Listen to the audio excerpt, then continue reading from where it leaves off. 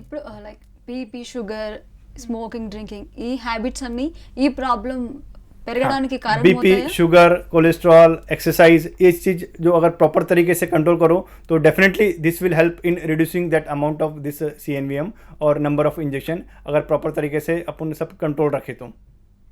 Especially drinking or smoking, these two bad things are aggravating the disease, especially in dry cases. तो बहुत बार initial stage में asymptomatic जो रहता है, जिसमें कुछ भी तकलीफ नहीं रहती है, धीरे धीरे धीरे करके वो एडवांस स्टेज में पहुंचता है.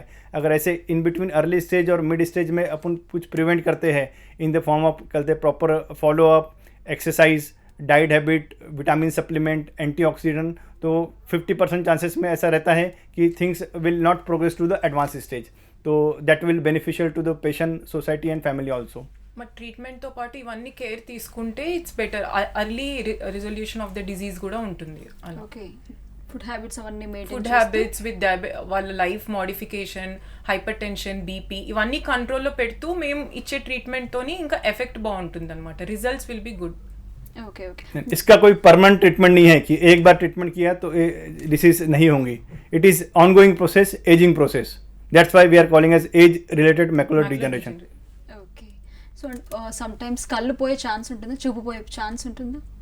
ఇన్ సివియర్ కేసెస్ అదే అంటే నెగ్లెక్ట్ చేసిన కేసులు, వాపు ఎక్కువైపోయి బ్లీడింగ్ అయ్యి అలాంటి కేసెస్లో ఏంటంటే ఇర్రివర్సిబుల్ డ్యామేజ్ అయిపోయినప్పుడు అప్పుడు ఇంజెక్షన్స్ ఇచ్చినా తగ్గే ఛాన్సెస్ తక్కువ ఉంటుంది. అంటే ఒక మచ్చలాగా అయిపోతున్నప్పుడు, స్టేజ్ యాక్టివ్గా ఉన్నప్పుడు ఇంజెక్షన్స్ పనిచేసే ఛాన్స్ ఉంటుంది. అది ఒక మచ్చలాగా అయిపోయినప్పుడు ఇంకా చూపు వచ్చే అవకాశం ఉండదు, అప్పుడు కష్టం అవుతుంది. ఈ ప్రాబ్లంకి ట్రీట్మెంట్ విధానం ఎలా ఉంటుంది? ట్రీట్మెంట్ ఇప్పుడు మీరు చెప్పిన పార్ట్స్ అన్ని ట్రీట్మెంట్లోకి వస్తాయి. ట్రీట్మెంట్ ఇవన్నీ ట్రీట్మెంట్ పార్టే. ఇంజెక్షన్స్, మంత్లీ ఇంజెక్షన్స్ చెప్పినట్టు మంత్లీ ఇంజెక్షన్స్ తీసుకోవాలి. మినిమం 3 to మ్యాక్సిమం ఎంతైనా ఉండొచ్చు, డిపెండింగ్ అపాన్ డిఫరెంట్ ఇండివిజువల్స్, అది బాడీ టైప్ బట్టి. సో అది అనేది ఇస్తాము, అదే treatment. Specially injection, different category के इंजेक्शन रहते हैं. कुछ इंडियन इंजेक्शन है और कुछ important injection, and these are very costly thing, जहाँ पे पेशेंट का ट्रीटमेंट बराबर नहीं हो पाता है. बहुत बार ड्यू टू इकोनॉमिकल फैक्टर या पैसे नहीं होने की वजह से ट्रीटमेंट पेशेंट नहीं ले पाता है. तो वो चीज़ एकदम एडवांस स्टेज पे पेशेंट को अफेक्ट करती है और इरिवर्सिबल स्टेज पे पहुँच जाती है. मेडिसिन्स तोने क्यूर అవుతుందా, only injections? Special treatment wait EMD का इंट्राविटल इंजेक्शन है और लेज़र है. कुछ ड्रॉप्स इनिशियल स्टेज में हल्की सूजन रहती है पर्दे पे, तो वो काम आते हैं. लेकिन अगर इसका कोई देखा जाए कि स्पेसिफिक ट्रीटमेंट क्या है, तो सिर्फ इंजेक्शन ही है.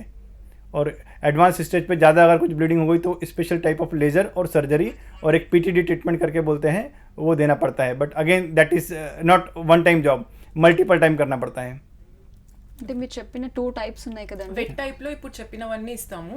డ్రై టైప్లో ప్రోగ్రెస్ అవ్వకుండా ఫుడ్ హ్యాబిట్స్లో యాంటీ ఆక్సిడెంట్ టాబ్లెట్స్ అనేవి తీసుకోవడం వల్ల దాని ప్రోగ్రెషన్ తక్కువ ఉంటుంది.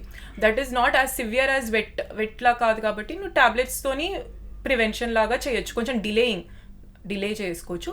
బట్ అదర్వైజ్ వెట్ టైప్లో మాత్రం డెఫినెట్గా ఇంజెక్షన్స్ అనేవి మస్ట్.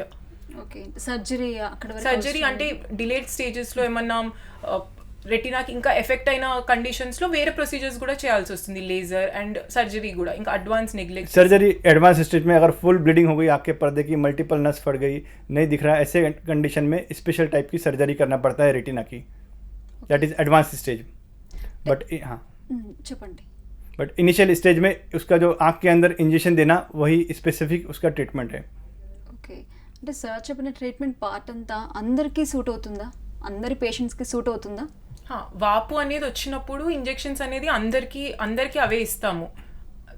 వాళ్ళు డిలే అవుతున్న కొద్దీ వాళ్ళకి జరిగే మార్పుల వల్ల బ్లీడింగ్ అలా ఉన్నప్పుడు సర్జరీ. సో వాళ్ళు ఏ స్టేజ్లో ఉన్న దాని ప్రకారమే మేము ట్రీట్మెంట్ ఇస్తాం, కానీ लाइक टाइप्स ऑफ पीपल అనేది ఏమి ఉండదు. అంటే సైడ్ ఎఫెక్ట్స్ ఏమైనా ఉంటాయా వాళ్ళకి? जो भी चीज़ का इफेक्ट है सबका साइड इफेक्ट रहता है, डिपेंड पेशेंट कैसे कंडीशन में आता है. कुछ पेशेंट जो रहते हैं उनको ऑलरेडी हार्ट डिसीज़ रहती है, ब्रेन की डिसीज़ रहती है, ऐसी कंडीशन में कुछ स्पेशल प्रकार के इंजेक्शन नहीं दे पाते हैं due to some other reaction, तो ये कुछ लिमिटेशन रहता है. लेकिन काफ़ी लोगों में, मैक्सिमम लोगों में इंट्राविटल इंजेक्शन अपन जो देते हैं मंथली इंटरवल में वेट AMD में, उनसे काफ़ी इम्प्रूवमेंट होता है. और most of the patient they feel very happy कि मेरी क्वालिटी ऑफ विजन बढ़ रही है and that they can enjoy the life very nicely as compare to their other part. Okay.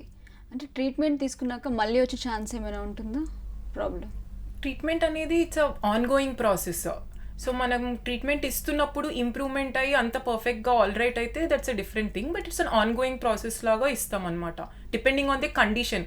అంటే ఒక ఇండివిజువల్కి డిఫరెంట్ ఉంటుంది, ఇలా డెఫినెటివ్గా చెప్పలేము. But body type and how that is reacting అనేది, వాపు తగ్గుతుందా లేదా కొందరిలో వాళ్ళ వేరే డిజీజెస్ కంట్రోల్ పెట్టుకోకుండా రావడం వల్ల ఎక్కువ ఛాన్సెస్ కూడా ఉంటుంది. ఓకే. और ट्रीटमेंट में ऐसा ही रहता है कि बहुत बार पेशेंट को एक आँख से दिखता है, दूसरे आँख से नहीं दिखता है, तो दे मे नॉट फील कि वेरी अर्जेंसी और एकदम इमरजेंसी कि मैं अभी ट्रीटमेंट क्यों लूँ. तो एक आँख से अगर दिखता है बराबर, दूसरे आँख से मैनेज कर रहे हैं, and if they don't need that quality of vision, दो चीज़ें रहती हैं, एक तो क्वालिटी ऑफ विजन, दूसरा क्वांटिटी ऑफ विजन, कि मुझे कितने दूर दिख रहा है और कितना दिख रहा है. और quality means colour vision, brightness, sharpness. If they are not bother about this, 90-year-old lady if sitting at home doing nothing, उसमें ऐसी बीमारी होगी उनका विजन रिक्वायरमेंट ही नहीं है, तो they may not take any treatment.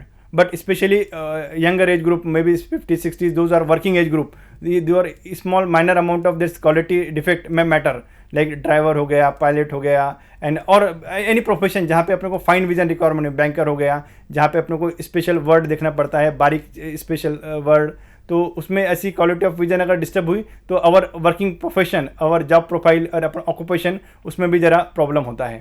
Okay, అంటే మీరు ఇవన్నీ చేసే ముందు పేషెంట్ హిస్టరీ తీసుకొని ట్రీట్మెంట్ స్టార్ట్ చేస్తారు. డెఫినెట్గా హిస్టరీ మేము అసెస్ చేయడం బట్టి వాళ్ళ విజన్ ఎట్లుంది, వాళ్ళ ప్రాబ్లం ఎట్లుంది, అండ్ క్లినికల్గా మేము చూసేది ఏముంది ఫైండింగ్స్, వాపు ఉందా లేకపోతే జస్ట్ డిపాజిట్సే ఉన్నాయా, ఏ స్టేజ్లో ఉన్నారు అన్నీ కన్సిడర్ చేసి అకార్డింగ్ టు ద ఇండివిజువల్ వాళ్ళకున్న problem type and severity and stage, వీటన్నిటి బట్టి we'll give the treatment. Okay, thank you అండి, thank you so much. Ageing eyes గురించి చాలా క్లియర్గా చెప్పారు. Thank you once again. Thank you very much.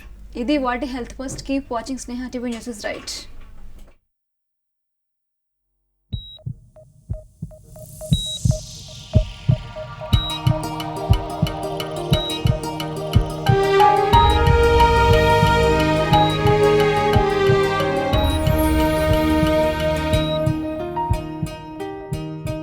If you like this video, please like it, share it, and for more videos, please subscribe to our channel.